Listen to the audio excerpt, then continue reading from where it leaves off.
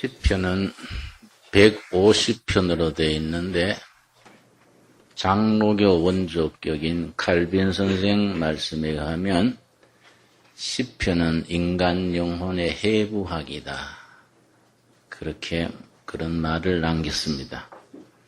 150편을 네 가지 부류로 구분을 합니다. 첫째는 하나님을 찬양하는 찬양시, 탄원시, 제왕시, 감사시 이런 식으로 구분합니다. 먼저 시편에 대해서 우리가 먼저 알아야 될 것은 구약 시대의 찬송가라는 것을 우리가 먼저 알고 시편이 예배용 찬송가였다는 것 먼저 알고서 시편 8편을 우리 한번 생각해 보겠습니다. 시편 8편은 찬양시에 속합니다. 온 우주를 창조하신 하나님을 찬양하고 인간을 창조하셔서 하나님의 피조 세계를 다스리라고 경영 관리하라고 위임하신 하나님의 은혜를 찬양하는 찬양시가 시편 8편입니다. 시편 8편 4절부터 9절까지 세 번역으로 제가 다시 한번 읽어보겠습니다. 사람이 무엇이기에 이토록 생각해 주시며 사람이 무엇이기에 이토록 보살펴 주십니까? 그를 하나님 다음 가는 자리에 앉히시고 존귀와 영광의 관을 씌우셨나이다. 손수 만드신 만물을 다스리게 하시고 모든 것을 발밑에 거느리게 하셨습니다. 크고 작은 온갖 가축, 들에서 뛰노는 짐승들, 공중의 새, 바다의 고기, 물길 따라 두루다니는 물고기들을 통틀어 다스리게 하셨습니다. 여호와 나의 우리 주여, 주의 이름이 온 땅에 어찌 그리 아름다운지요. 찬양, 하나님의 창조하신 솜씨를 창조하면서 하나님 앞에서의 인간의 모습을 아주 영화롭게 그립니다. 시편 8편의 요점 세 가지입니다. 그걸 잘 마음에 담고 시편 8편을 10번, 20번 읽고 또 읽으면서 우리 영혼의 양식으로 삼을 수 있어야 합니다. 시편 8편의 요점 세 가지입니다. 첫째는 뭐냐면은 사람은 하나님 앞에서 바로 설 때만 사람의 본 모습을 찾을 수 있다.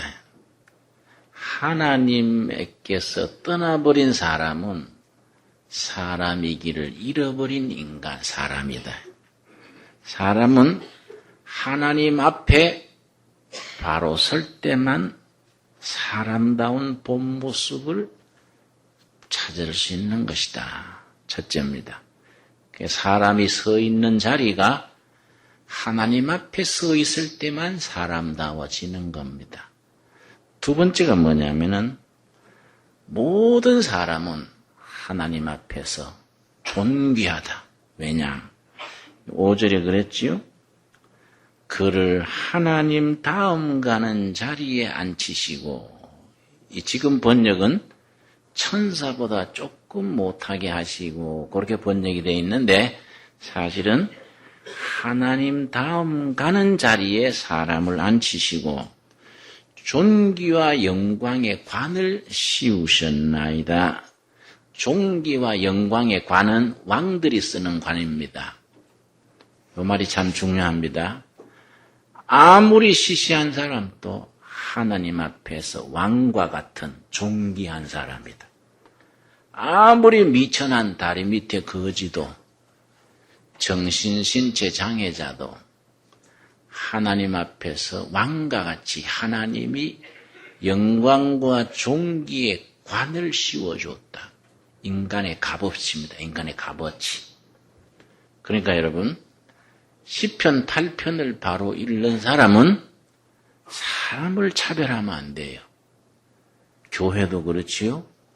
아무리 미미한 교인 한 사람도 하나님 앞에서는 꼭 같은 거이고, 모든 사람은 하나님 앞에 평등하고 영광스러운 거다. 어느 정도 영광스러우냐?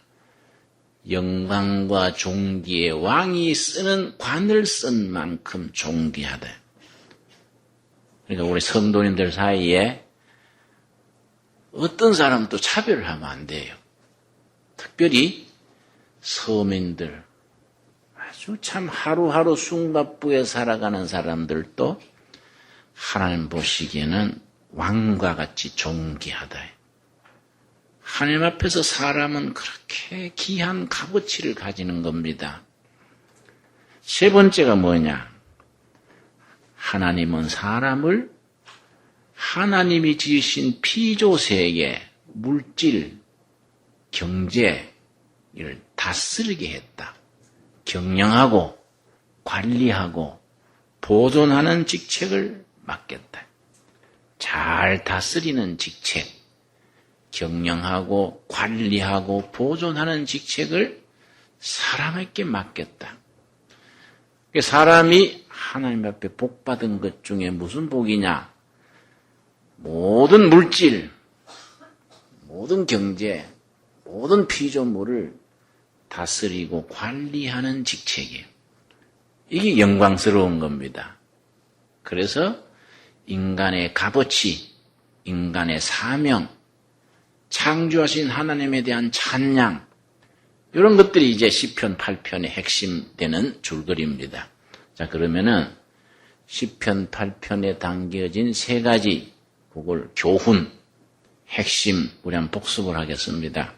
첫째는 사람은 누구 앞에 있을 때? 하나님 앞에 있을 때. 하나님 앞에 있을 때에 사람답고 행복해질 수 있고 자기 값어치를 가질 수 있는 거예요. 둘째, 모든 사람은 하나님 앞에 존귀한 존재다. 그러니까 여러분, 부부 사이, 이웃 사이, 직장에서 상하, 높은 사람, 낮은 사람 사이에 역할은 다르지요. 그러나 값어치는 꼭 같은 거예요. 어느 정도 값어치가 같으냐? 왕이 쓰는 관을 씌워줄 만큼 하나님은 우리를 존중하는 겁니다. 세 번째, 하나님은 피조물 세계, 물질 세계 다 하나님한테 다스리라고 경영하고 관리하라는 책임을 맡겼다. 이걸 잘 감당하는 것이 사람의 받은 축복을 행세하는 것이지요. 자, 아무리 어려운 처지에, 절박한 처지에 떨어져서도 사람은 자기의 값어치, 하나님이 우리에게 왕과 같이 관을 씌워주신 그 값어치를 잃어버리면 안 돼요. 지난주에 제가 책을 한 권 소개했는데 비가 쏟아지고 해서 그런지 며칠 책을 많이 안 사갔더라고요. 여러분, 내가 책 소개할 때는 심사숙고해서 소개합니다. 아무 책이나 소개 안 해요. 제가 그래서 오늘도 한번 더 소개하려고 그럽니다. 사계절을 위한 기도. 여름 한철 보내면서 꼭 읽으셔야 돼요. 사계절을 위한 기도. 또 무더위에 두툼한 책, 어려운 책은 부담될 것 같아서 가벼우면서 깊이가 있는 우리 정형구 목사가 쓴 책인데 그중에 오늘 주제와 관련되는 한 부분을 내가 인용을 하겠습니다. 2차 대전 때요. 히틀러 정권이 참 무지막지해가지고 유대인들을 학살했지 않습니까? 아우슈비츠 수용소에 빅터 프랭클이라는 심리학 박사가 유대인이란 것 때문에 수용소에 갇혔단 말이에요. 그 사람이 거기에서 살아간 살아남았어요. 그 체험을 바탕으로 죽음의 수용소에서 이런 책을 나중에 썼는데 아주 그 참 세계적인 베스트셀러가 됐지요. 그걸 인용하면서 한 부분을 썼습니다. 내가 한 구절 읽겠습니다. 수용소 안에서 일어나는 모든 상황에 대하여 자신의 반응을 선택할 수 있는 그런 자유. 이걸 가진 사람이 자유인이다. 히틀러 군대한테 막 죽어나가는데 그 안에서도 자기 자신의 선택의 자유를 가진 사람. 아무리 학살하고 굶기고 때리고 해도 인간으로서의 자기 존엄성, 하나님이 부여하시는 자기 자유를 가진 사람, 그 사람들이 마지막까지 살아남더라 이거예요. 그래 이제 그 빅터 프랭클 박사가 수용소에서 보니까 근육이 좋건 말이에요.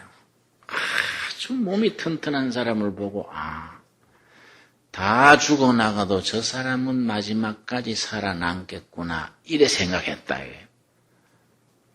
그런데 그 사람이요 절망에 빠져가 먼저 죽어나가더라. 아무리 근육이 좋아도 용기를 잃어버리고 절망해버리니까 빨리 죽는 거예요. 어떤 사람은 재치가 기맥힌 거예요. 막 민첩하고 눈이 반짝반짝하고 다 죽어도 저 사람은 살아남겠다. 저렇게 다람쥐같이 민첩한 사람은 어떤 처지로 살아남겠다. 이래 생각했는데 그 사람도 용기를 잃어버리고 희망이 없어지니까 죽어나가더라. 그런데 아주 약해 보이고 볼품 없는데도 그 고난 중에서도 고난의 의미를 깨닫는 사람, 형편없는 인간 이하의 삶 속에서도 하나님의 사랑을 체험하는 사람, 이 사람들이 마지막까지 살아남더라 이거야. 그러고 너무너무 배가 고프니까 옆에 사람 밥을 뺏어 먹는 사람은 빨리 죽는데 자기 밥을 환자한테 나누어 주는 사람, 그 사람들이 마지막까지 살아남더라 이거야. 그래서 이 사람의 결론이 뭐냐? 인간은 의미로 사는 거다. 의미를 가지고 뜻을 가지고 목표를 가진 사람이 인간다운 삶이고 그런 사람이 역경을 극복한다. 이 책에 뭘 썼냐면은 형편없는 수용소의 그 속에서도 자기 스스로 그 운명을 받아들이고 자유로운 사람, 자기 스스로 자기의 삶을 선택하는 사람은 히틀러 군대가 아무리 매질하고 괴롭혀도 그 자체를 받아들이고 자유로워지는 거예요. 오히려 히틀러 군대를 불쌍하게 보는 거예요. 이런 사람은 자유로워지는 겁니다. 그래서 니체라는 독일의 철학자가 아몰 파티란 말을 써요. 아몰 파티. 아몰이란 말은 사랑한다 이 말이에요. 파티는 운명이에요. 우리말로 운명애요. 운명애. 최악의 절망 속에서도 자신이 당한 환경과 운명을 사랑하라. 운명애요. 아몰 파티요. 최악의 수용소에서도 자기 신분을 하나님 앞에서 자기를 사랑하고 존중하고 자기 값어치를 지니고 사는 사람, 이 사람이 마지막까지 살아남았다. 그래서 자기가 환경과 조건을 매이지 말고 환경을 극복하는 거예요. 누가 나한테 그랬어요. 아이고, 목사님 스케줄 보니까 정신이 없네요. 그렇게 바쁘게 어떻게 살아가세요? 그래서 내가 뭐라 했냐면은 스케줄이 바쁘지 내가 바쁘냐? 응? 안 그렇습니까? 스케줄대로 어차피 한꺼번에 하나씩 한다. 이게. 스케줄이 바빠도 나는 하나씩 엔조이 하면 되는 거요. 스케줄이 바쁘지 뭐 내가 바쁠 건 없다. 이게. 응? 환경과 조건에 매이는 사람은 져버려요. 그렇죠? 거기에서 벗어나서 자유함을 가지는 사람, 일본의 유명한 참 세계적인 기독교인이 가가와 도요익고 있습니다. 가가와 도요익고. 폐병이 걸렸어요. 폐병이 걸려가지고 이 사람이 참 첩의 아들입니다. 첩의 아들인데다가 자기 폐병이 걸리고 했으니 인생이 절망이잖아요. 근데 예수님을 믿게 됐어요. 예수님을 믿고 나니까 죽는 것도 괜찮은 겁니다. 죽으면 천국 가잖아요. 그래서 이 사람 생각하기를, 야, 내가 폐병이 걸려가지고 병상에서 주사 맞다 죽어서 되겠냐? 어차피 그때는 폐병에 약이 없을 때란 말이에요. 폐병 걸리면 많이 죽을 때예요. 침대에 누워가지고 골고루 앓다가 가래침을 뱉다가 죽느니 이왕지사 죽을 거 전도하다가 죽자. 이런 생각을 한 겁니다. 이 가가와 도요익구가 청년 시절에. 그래서 그 기운 없는 몸을 이끌고 골목골목 다니면서 전도했어요. 예수 믿고 구원받읍시다. 우리 일본은 예수를 믿어야 나라가 됩니다. 열심히 전도하고 다녔는데 다니다가 배고프단 말이에요. 배고프고 하니까 어차피 죽을 거 이래 주거나 저래 주거나 쓰레기통에 누가 과일을 먹다가 던져놨어요. 그 주워가 먹은 거예요. 부잣집 앞에 밥 버려놓은 거예요. 그 깡통 갖다가 데워가지고 먹은 거예요. 병균이 많겠지만은 어차피 폐병균에 죽느니 뭐 먹다가 죽으니 죽는 거는 마찬가지다 이게. 그러니까 전도하다가 천국 간다. 몇 달간 전도를 했는데 점점 팔다리에 힘이 나는 거예요. 점점 기운이 빠져야 되는데 그 나중에 이상해서 병원에 가서 진찰을 해보니까 폐병이 나서 버렸어요. 이게 자기의 운명에 비관하고 막 기죽고 낙심할 게 아니라 받아들이는 거예요, 그걸. 그걸 자기 처지와 운명을 받아들이고 그 속에서 자유해져 버려야 돼. 하나님이 우리를 말이죠, 존귀하게 한 거예요, 존귀하게. 영관과 존귀의 관을, 왕관을 세우신 그렇게 기죽한 사람들인데, 뭐 형편이 나쁘다고 뭐 다른 사람이 나를 안 알아준다고 기죽고 낙심하고 뭐 우울증 걸리고 이럴 거 아니다. 예. 여러분, 우리 둘의 가족들은요, 인생을 당당하게 살아갑시다. 왜냐?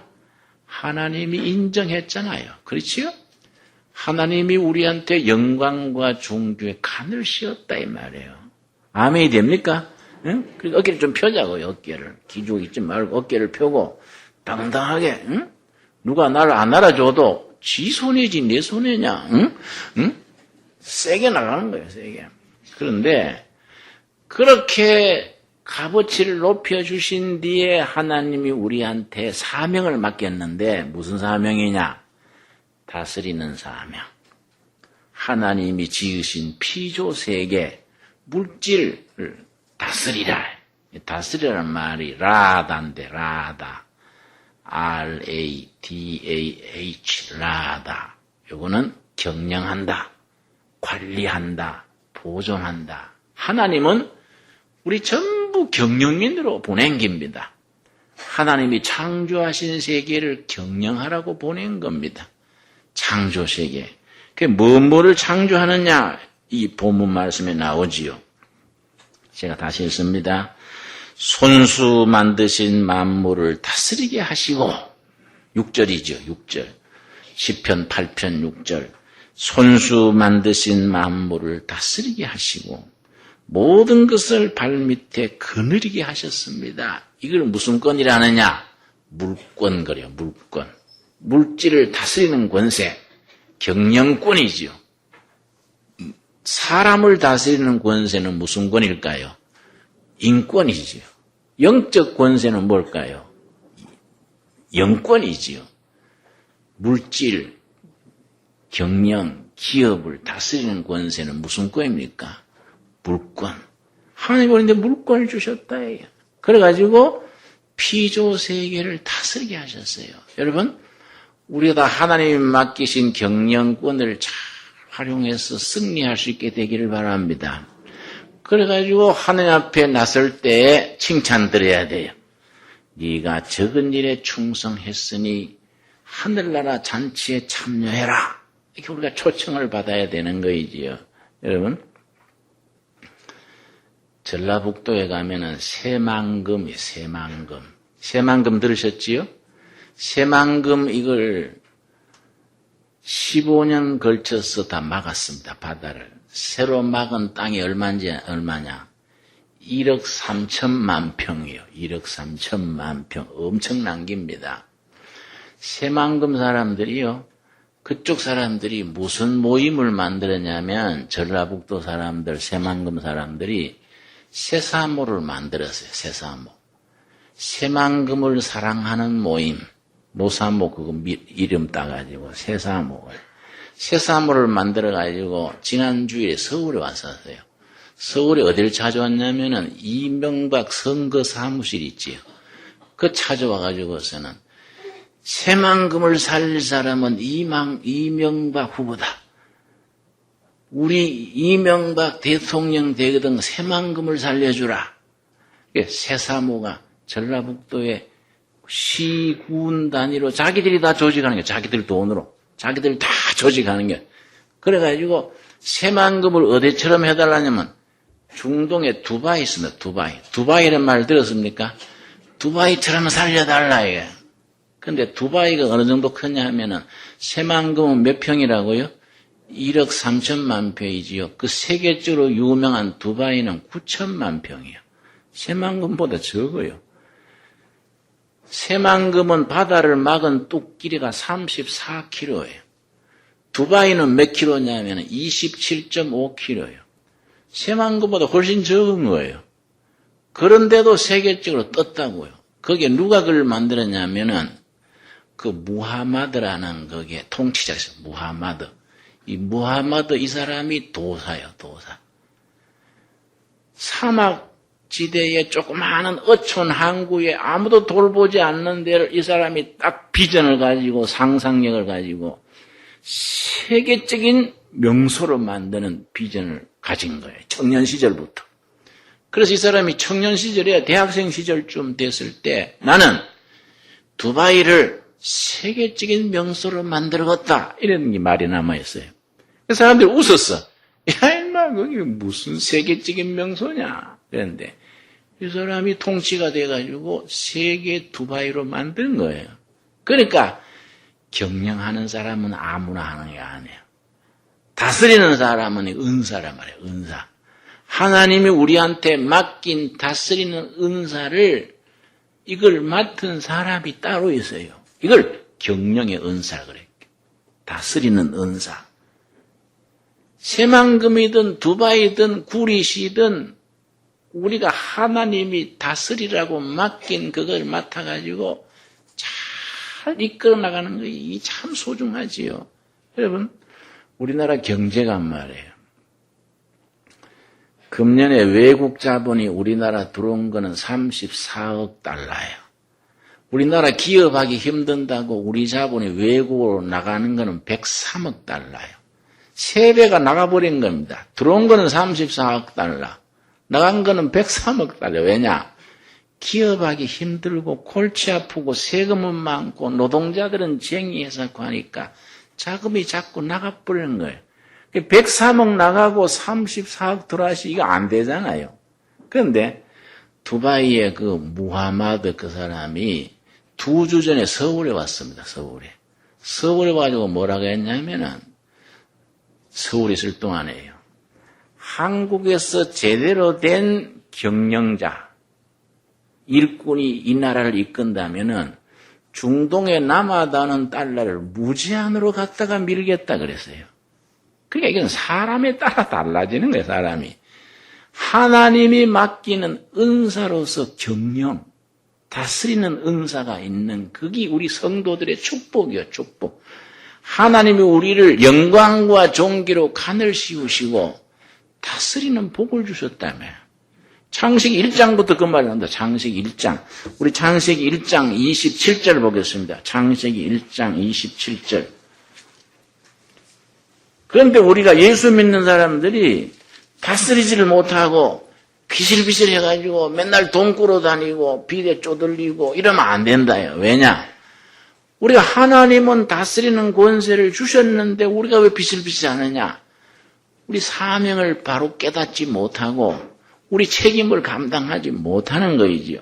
창세기 1장 27절 하나님이 그다음 뭡니까? 자기 형상 곧 하나님의 형상대로 사람을 창조하시되 남자와 여자를 창조하시고 하나님이 사람 지으실 때 전에 말씀드렸지요? 개는 개처럼 지었지요? 소는 소처럼 지었지요? 사람은 사람처럼 지었습니까? 아니다 이게야. 사람은 누구처럼? 하나님처럼. 여기 요점이요. 이걸 신학에서는 이마고 데이, 하나님의 형상, 그래서 아주 중요합니다. 하나님의 형상대로 사람을 지었기 때문에 동물과 사람의 차이는 뭐냐? 동물한테는 동물의 형상이 있어요. 사람한테는 누구 형상이 있습니까? 하나님의 형상이 있는 겁니다. 그런데 하나님의 형상대로 지은 뒤에 그 다음 절이 중요해요. 28절이. 여기 아주 참 중요한 요점입니다. 28절. 하나님이 그들에게 뭘 주시며? 복을 주시며. 자, 예수 잘 믿는 거는 어떻게 믿는 게 잘 믿는 겁니까? 어떻게 사는 것이 영적으로 사는 겁니까?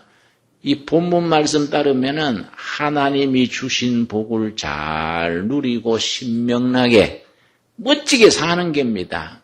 여러분, 멋있게 삽시다. 하나님이 복을 누리고 살아라 했으니까 주신 복을 누리고 살아야지 지질이 우그라들어가지고 그렇게 울상을 해가지고 응? 내가 어떨 때 이래 강대상에서 보면요. 어떤 성도님들은 설교 시간에도요 얼굴이 아주 울적해가 세상 근심을 전세낸 듯이 주여 이런다고 그런 사람 옆에 앉으면 올라요. 응? 전념이 된다고 전념. 응? 자리 잘 잡아야 돼요. 응? 그렇게 아니다 이게 하나님이 형상대로 창조하시고 뭘 주셨다고요? 복을 줬어. 이미 얻은 복을 누리고 사는데 얻은 복을 누리는 것 중에 핵심이 뭐이냐? 그다음 나오는 겁니다. 28절 우리 한번 같이 읽겠습니다. 시작. 하나님이 그들에게 복을 주시며 그들에게 이르시되 생육하고 번성하여 땅에 충만하라. 땅을 정복하라. 바다의 고기와 공중의 새와 땅에 움직이는 모든 생물을 다스리라. 지으신 모든 것을 뭐하라? 다스리라. 경영이요, 경영. 관리, 보존, 경영하라요. 경영을 잘하는 것은 하나님의 주신 복을 누리는 거예요. 그런데 경영을 잘 하려면은요, 지혜와 총명이 있어야 돼. 근데 밤늦게까지 술 마시고, 쓸데없는 마누라 놔두고, 딴 여자 보러 다니고, 맨날 담배 피워서 이러면 머리에 안기가 쫙, 연기가 끼가지고, 지혜와 총명이 없잖아요. 안 그렇습니까? 어떤 교회 집회해가지고 청년 집회를 했는데 대학생들이 묻더라고요. 목사님 담배 피우는 거는 죄가 아니지 않습니까? 그래서 죄다 아니다 할 거 없지. 그러니까 그럼 교회에서 왜 피우지 못하게 합니까? 그러더라고. 그래서 내가 하나님이 그걸 기뻐하지 않으실 거로 그랬더니 거기에 왜 하나님 관계 없잖아요. 예수님 때는 담배도 없었다는데요. 그래서 야, 이 사람들아 그래 생각하지 말고 순리로 생각해봐라. 상식적으로. 하나님이 사람이 담배 피우는 게 좋으면은 사람 지으실 때 머리에 꿀떡을 내놨겠냐. 꿀떡이 없잖냐. 꿀떡이 없는데 물 안 피우는 게 좋잖냐. 내 말이 맞지요? 예. 상식적으로. 그건 아니다, 이게야. 그러니까 여러분, 하나님이 사람을 지으셔가지고 복을 주셨는데 무슨 복이냐? 다스리는 복, 라다. 경영하고 관리하고 멋지게 사는 복이요. 여러분, 경영을 잘하고 다스리기를 잘해서 하나님 앞에 영광 돌리는 둘의 가족들이 되기를 바랍니다. 여러분, 다스리는 거 오늘 자기 가까운 데부터 집에 가시거든 서랍을 빼보세요. 서랍인지 쓰레기통인지 그런 것부터 다스리세요. 그렇지요?